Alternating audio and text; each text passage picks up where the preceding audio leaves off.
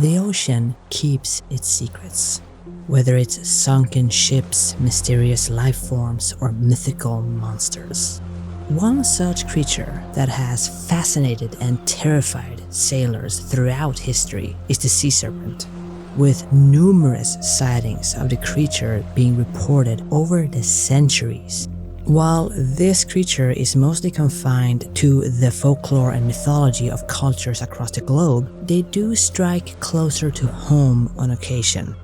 On the early morning of the 25th of March 1962, people walking along a beach would come upon a startling discovery: the body of a teenaged boy. Approaching the body, they discovered to their amazement that the boy was still alive. Shortly after he was found, he was brought to the Pensacola Naval Base Hospital, where he would say that he was one of 5 missing teenagers. And the story would just get stranger.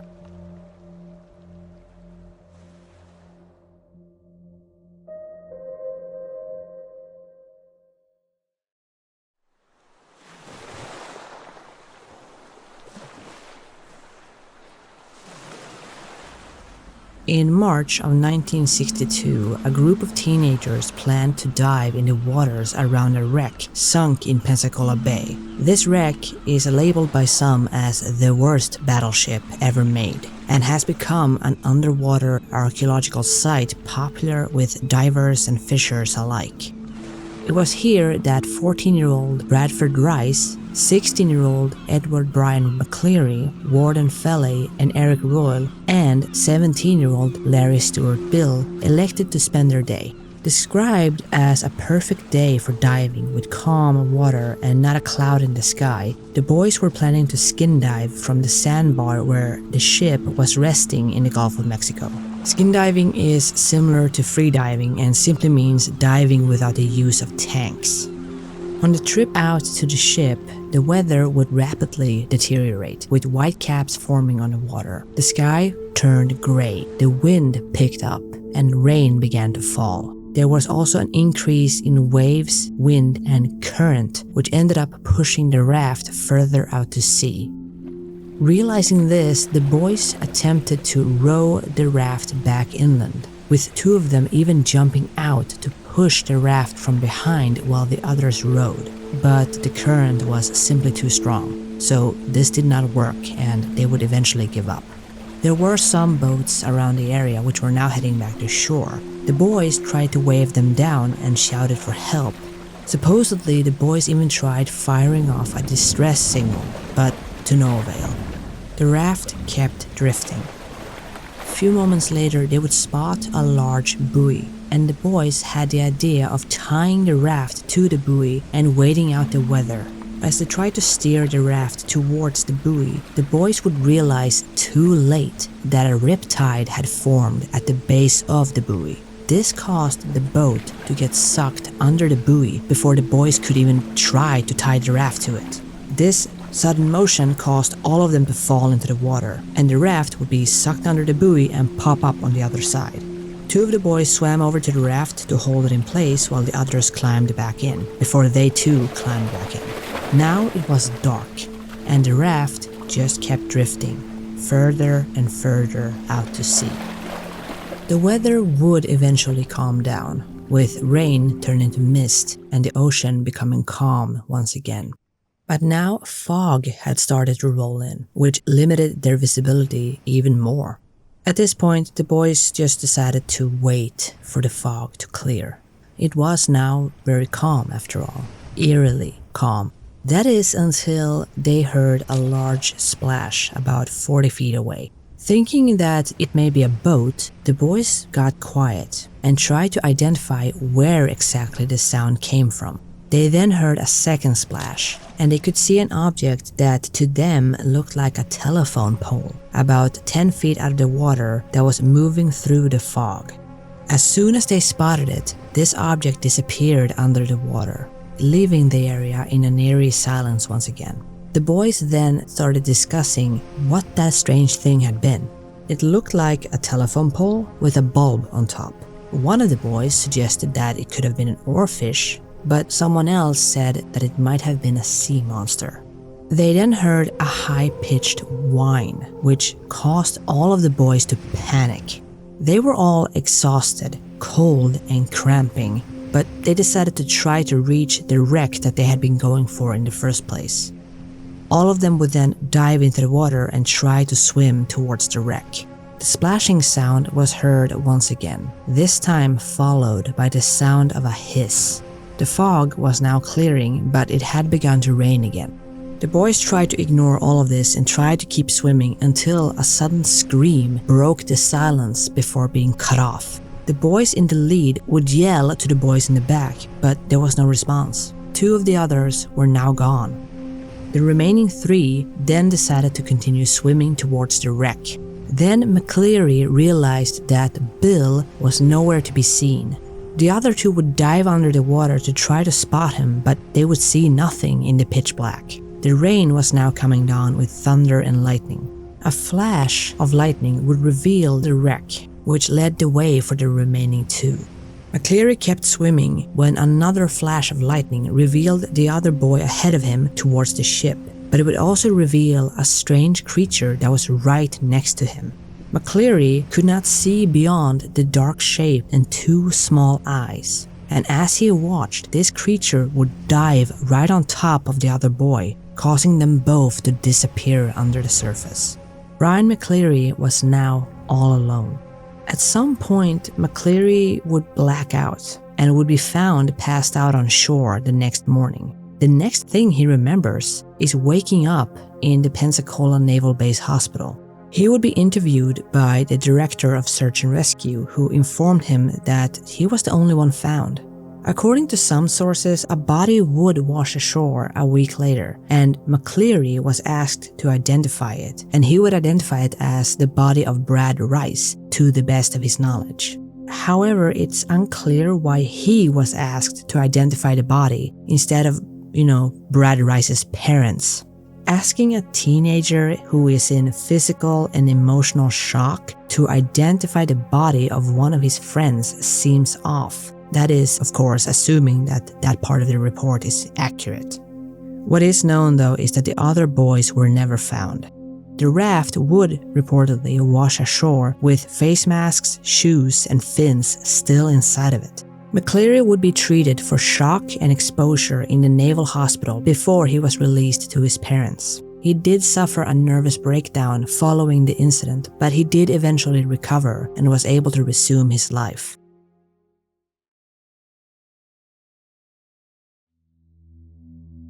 For many looking into this case, the biggest question is, what actually happened? One of the biggest theories say that a combination of factors is what led to the incident and the eventual loss of life. The biggest culprit and most likely culprit, according to many, is a rip current, which is a water current that can occur near beaches where waves break. Swimmers or divers caught in a rip current might exhaust themselves trying to swim against this very, very strong current, which is pulling them out to sea, leading to them eventually drowning. So it's theorized that the raft that the boys were on may have gotten caught in one such current, which then pulled them out to sea. Many of the reports of this case don't mention the storm that was apparently described by McCleary, but it's not unheard of that a minor squall or a localized change in weather could have occurred. But then we get to the more fantastical part of this story, which is the sea monster. According to many reports, the water was freezing, the boys were exhausted, and they were cramping badly after trying to fight the current. This has led many to assume that the monster was just a hallucination brought on by either exhaustion, the boys panicking and freaking each other out, or even, according to some, chemicals in the water that caused them to hallucinate. If it's true that one of them suggested a sea monster when they saw this strange shape, that may have been enough to cause the others to see a monster as well, and in their panic, that's what happened. But there are many who believe that the boys did see something in the water, but they had misunderstood what it was. A misidentification of another animal.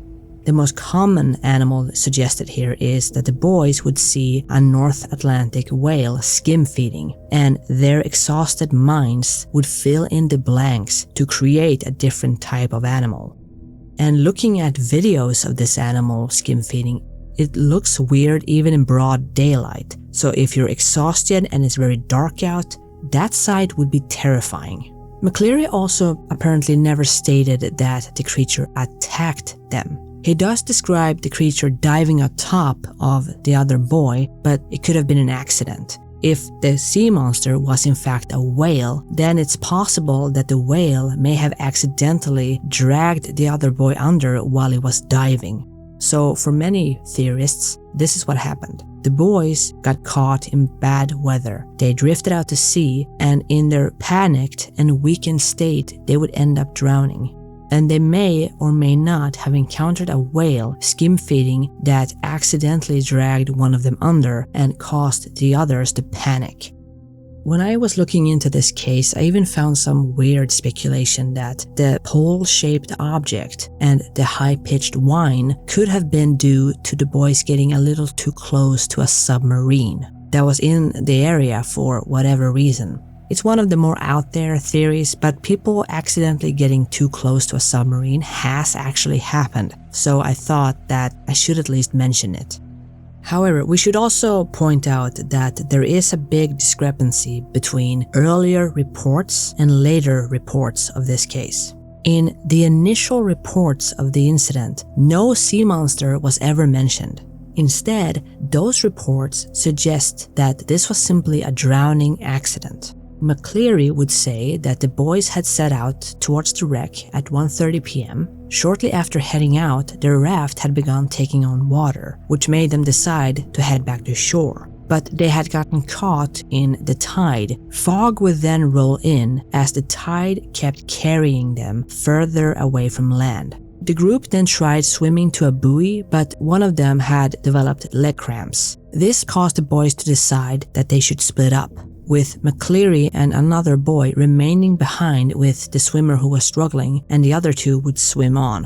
One by one, the boys would disappear, and by the time he reached shore, McCleary was the only one left.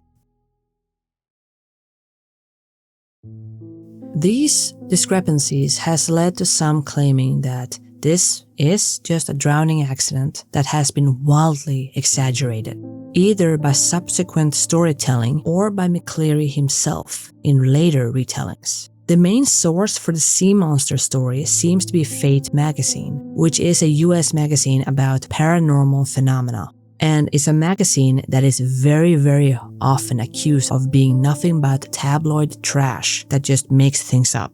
Others have looked at McCleary himself and wondered if the nervous breakdown that he suffered caused him to add details to that night that wasn't originally there, which may also explain the different reports of this story. Others have wondered if he unintentionally created the whole thing as a way of coping with the loss and the trauma of what he experienced, to ease the guilt he felt at being the only one who survived, and maybe creating a culprit that was to blame for the whole thing. This is all just speculation, of course. In the end, we will never know for sure. A tragic accident or an encounter with a sea monster. What truly happened that night in March 1962 will remain a mystery. At the end of the day, lives were lost, and we can only hope that they have found some measure of peace.